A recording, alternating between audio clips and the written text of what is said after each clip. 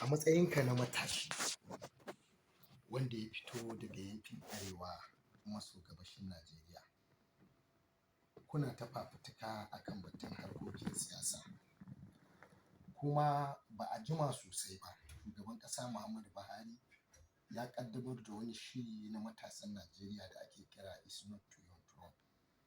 A lokacin matasa irinka a Najeriya sun ta gudanar da tarurruka suna yaba wa shugaban ƙasa Muhammadu Buhari akan wannan shiri da ƙaddamar.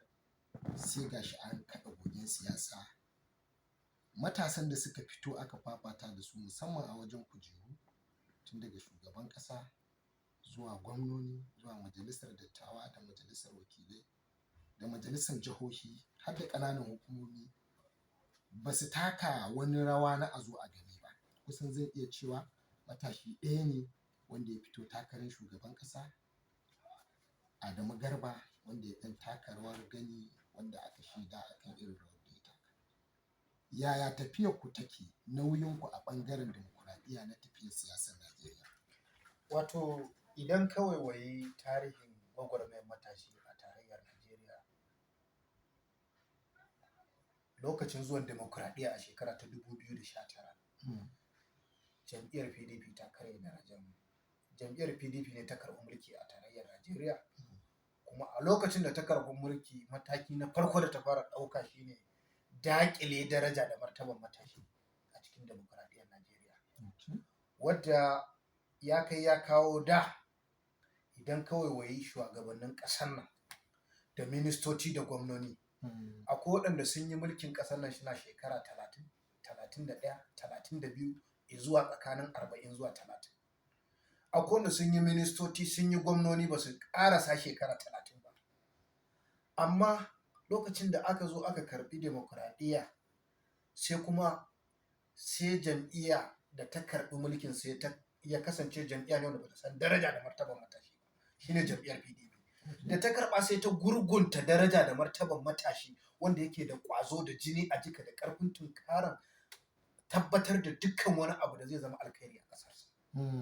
To abin da jam'iyyar PDP ta yi ba ɓarnan da ta yi da ya wuce karya darajar matashi a demokuraɗiyyar Najeriya. Amma zuwan jam'iyyar APC sai ta tsaya ta duba ta kalla cewar ya kamata a sako matasan nan a cikin harkokin da ya shafi al'amuran demokuraɗiyya domin a ba su fage, domin su ne suka yi gwagwarmayar kafa wannan ƙasar har ta kawo ga zuwa wannan matakin. Ya kamata a zo a ba su dama. Wannan dalilin ne ya sa aka ƙirƙiri wannan Not To Your Throne, aka shigar da shi majalisa, aka tabbatar da shi ya zama doka, shugaban ƙasa Muhammadu Buhari ya aiwatar da shi domin a rage tazarar shekarun masu shiga shugabanci, wanda wannan abin ya zama doka.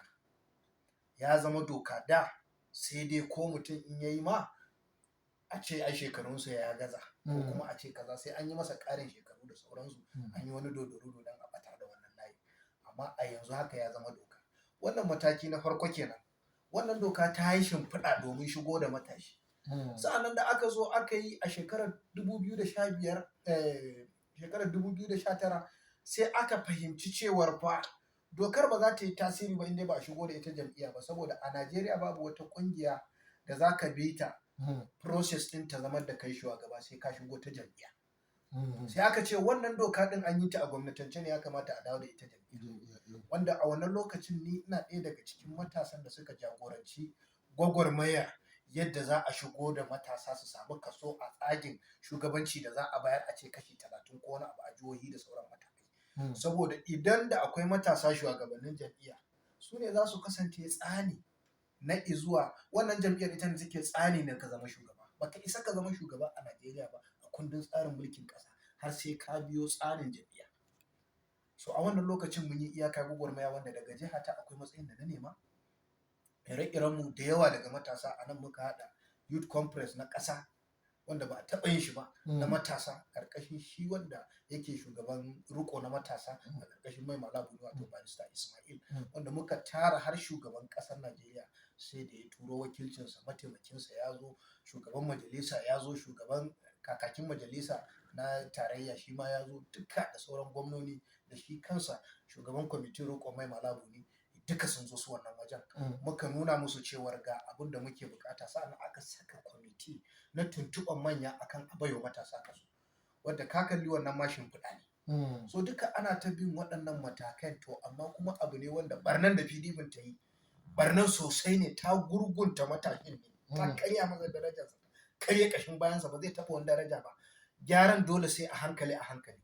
A yanzu haka jam'iyyar APC tana iyaka bakin kokarinta wajen kallon ta dawo da martaban matashi, wanda a yanzu haka a cikin wannan shiri na dawo da martaban matashi an ɗaura ɗan ba, an yi shimfiɗa wanda insha Allah bi iznillahi ta'ala za a kai ga wannan mataki. To Hassan Sardauna, cikin tattaunawar da muke da kai, ka gaya wa masu kallon mu da sauraron mu cewa kai fitacce ne ɗan jam'iyyar APC.